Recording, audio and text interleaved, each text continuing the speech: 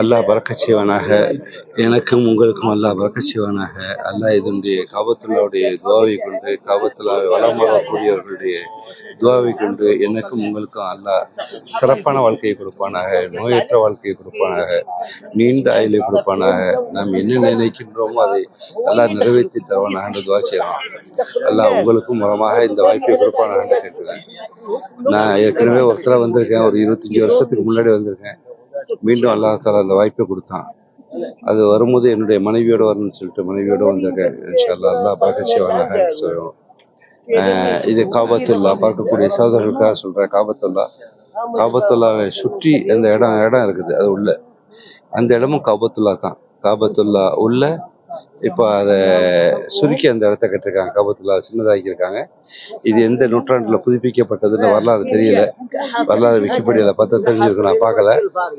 அந்த இடத்துல நின்று தொழுதாலும் காபாவுல தொழுகிற மாதிரி தான். அது வருஷத்துக்கு ஒருத்தர ஹஜ்ஜுடைய காலத்துக்கு முன்னாடி இதை சுத்தம் பண்ணுவாங்க, திறந்து சுத்தம் பண்ணுவாங்க. இப்போ அந்த எப்போ சுத்தம் பண்ணாங்கன்னு சொல்லிட்டு சத்தம் தெரியல. இன்ஷா அல்லாஹ் பரக்கத் செய்யணும்னு சொல்லுவோம்.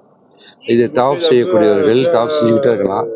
அதே தவாஃபை இந்த 4வது மாடி 5வது மாடியில தவாப் செய்யறாங்க, நடந்துட்டு இருக்காங்க. பாருங்க, உங்களுக்கு தெரியும், நடந்துட்டு மக்கள் நடந்துகிட்டே இருக்குது.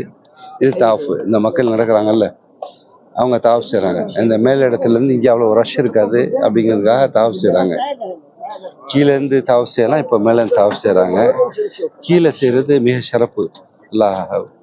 எல்லா வாய்ப்பும் நமக்கு கொடுப்பானான்ட்டு துவா செய்கிறேன். நீங்களும் இந்த பார்க்கக்கூடியவர்களும் இதை வாய்ப்பு கிடைக்கும் போது இந்த காபத்துல்லாவை பார்த்துருங்க. வாழ்க்கையில் பார்த்தே ஆகணும். வாழ்க்கையில் முஸ்லீமாக பிறந்ததுக்கு ஹஜ்ஜி செய்ய வேண்டிய கடமை நமக்கு. அதில் 5வது கடமை, இஸ்லாத்தில் 5வது கடமையான ஹஜ்ஜி செஞ்சே ஆகணும். பணம் உள்ளவர்கள் செஞ்சே ஆகணும். இதை பற்றி ஒரு ஏழை ஒரு தொழிலாளி சொல்லி காட்டுறாரு. நான் வருஷம் உம்ராக்கு நான் ரம்ஜானில் வந்துடுவேன். ரம்ஜானுடைய 10 ஏத்திகாஃப் நாளில் வந்தாலே எனக்கு ஹஜ்ஜி செய்த நன்மை இருக்குன்னு நியாயம் சொல்லியிருக்காங்க. அதனால் எனக்கு அந்த வேணும்னு சொல்லிட்டு நான் ஆட்டோ தான் ஓட்டுறேன். நம்ம நாட்டுக்கும் பக்கத்தில் உள்ள நாட்டுக்காரர் சொல்லி காட்டுறாரு. அவங்களுடைய ஈமான் அல்லாஹ் தாலா அவ்வளோ வலுவாக வச்சுருக்கான். ஆனால் என்னென்னா இவங்கள்ட்ட ஒரு குழப்பம் என்னென்னா, வயிற்று பழப்புக்காக நாங்கள் போய் சொல்கிறோங்கிற மாதிரி போய் சொல்கிறாங்க. அதுதான் தப்பு. அது எல்லாம் ஏற்றுக்கவும் மாட்டான். அதுக்கு சொல்கிறாங்க, நாங்கள் யாருடைய டேமேஜ் பண்ணுற மாதிரி போய் இல்லை, கொஞ்சம் மிகைப்படுத்திட்டு சொல்கிறோம். அதுவும் கிடையாது, அதுவும் கூடாது. அதான் உண்மை. அதை விளங்கி அவங்க நசீப் அல்லாஹ் அவங்கள வகுத்து கொடுக்கணும், நசீபத்து கொடுக்கணும்னு சொல்லுவோம். அந்த தவாஃப் செய்யக்கூடிய ஹாஜிகளுடைய தவாஃப் அல்லாஹ் ஏற்றுக்கொள்வானாக. அவர்களுடைய துவா பரக்கத்தை கொண்ட நமக்கு எல்லாம் வறுமை செய்வானாக, வளமாக வைப்பானாக.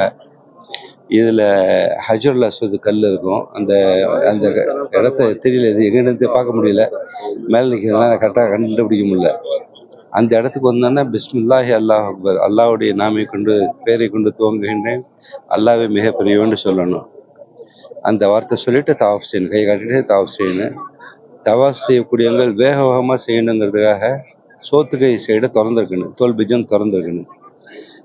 திறந்து தான் வேக வேகமாக நடக்கிறாங்கன்னு சொல்லிட்டு அர்த்தம். தவாஃப், இந்த தவாஃபை எல்லா நபிமார்களும் தவாஃப் செஞ்ச இடம் இந்த இடம்.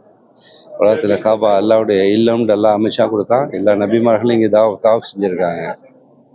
ஓகே, எனக்கு தெரிஞ்ச தகவல்களை உங்களுக்கு சொல்லணுங்கிற ஐடியாவில் தான் நான் எடுத்திருக்கேன்.